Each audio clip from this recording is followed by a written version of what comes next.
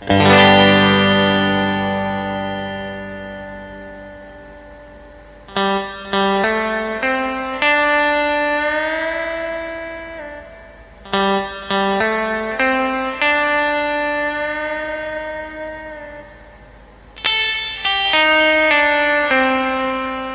you ever been sent a DM on Instagram from a friend asking to borrow some money? Did you send the money? Of course not. That's obviously a scam. How about this though?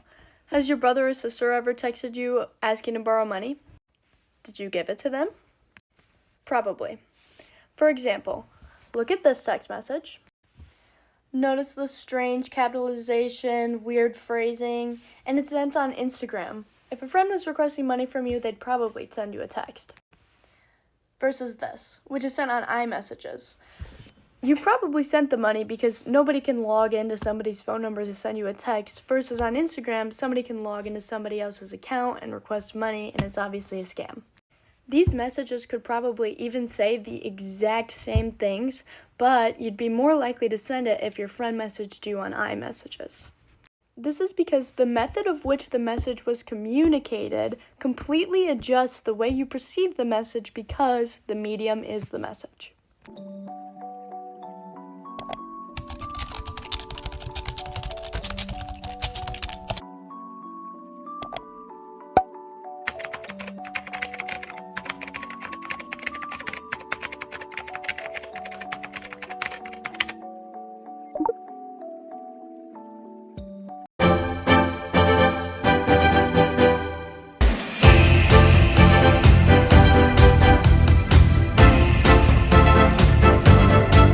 When contacting a friend, what is the most common way you choose to communicate with them? Probably through Snapchat or like messages, I guess. Probably through Snapchat. I would say probably just like text or like Snapchat message. For sure. And why? It's so easy. Convenient. Like, yeah. Texting? Yeah. Okay. Why? Because Snapchat, I feel like it's like people are on it less, and if I text you, you get it right away. And which method of communication do you feel to be the most connecting? Like social media or on your phone? Probably like FaceTime. FaceTime? So like see sure. friends and family face to face. It's hard to beat, right? Yeah. All right. So then, do you find that to be the most connecting way? Yeah. Of communication? Yeah, I hate calling people. You don't like calling people? No. Just texting? Because then I can't think about what I'm gonna say. Okay. So I like texting the best. For sure. Probably TikTok. Probably Snap. Snap. Coined by Mcluhen, the medium is the message suggests that the medium itself influences how messages are perceived. For example, here's a newspaper article over the Brauer Museum of Art, which reopened recently. The article is extremely informative, directly from the school, and full of very helpful, resourceful information that you know comes from a good source. Here's a tweet posted on Twitter saying the exact same thing that the news article said. The difference here between the newspaper and the Twitter post is all of these comments and threads that come off of the post. The way you feel after reading the newspaper article versus the way you feel after seeing the Twitter tweet might be completely different. When reading these comments, they might implant opinions into your brain that you might not have come up with on your own if you had just been reading the newspaper article by yourself.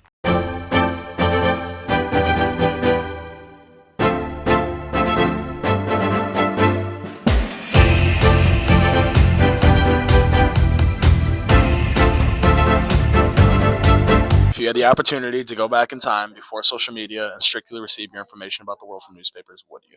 Yeah, I think I would. Mainly just because I think social media has kind of destroyed a lot of genuine relationships.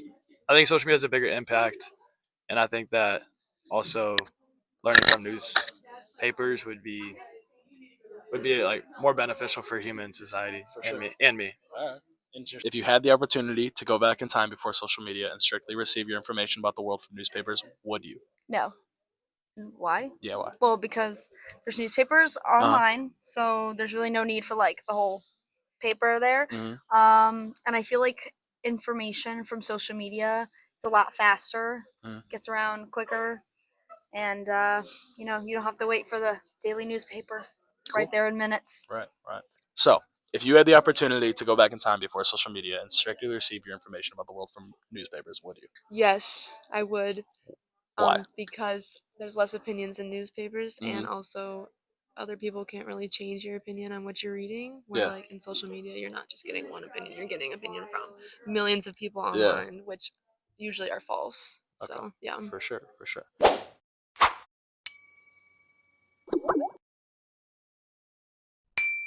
We sent out a survey and we got like 15 responses, and it was all about social media and how people use it in their everyday lives. So now we're going to go over the responses for each question. So our first question was, what social media do you use? And the majority of people said that they use Instagram, TikTok, and Snapchat. The next question that we asked was, how much time do you spend on social media each day? And over half of the people said 2 to 3 hours. Then we asked, what is your average daily screen time? And the majority of people said 3 hours. The next question was, is social media used in your classes? And this was kind of 50-50. It was like 8 and 7. So I think it just depends on the class itself. Next we asked, do you find the information you receive through social media to be reliable? And the majority of people said that yes, they do. The next question was, which source do you trust more? And 60% of people trust social media over information received from a friend. Then we asked what the primary reason for using social media is, and the majority of people said for entertainment. The last question was, what platform do you use to receive the news? And 50% of people said social media, while the other 50 used news sites. Don't you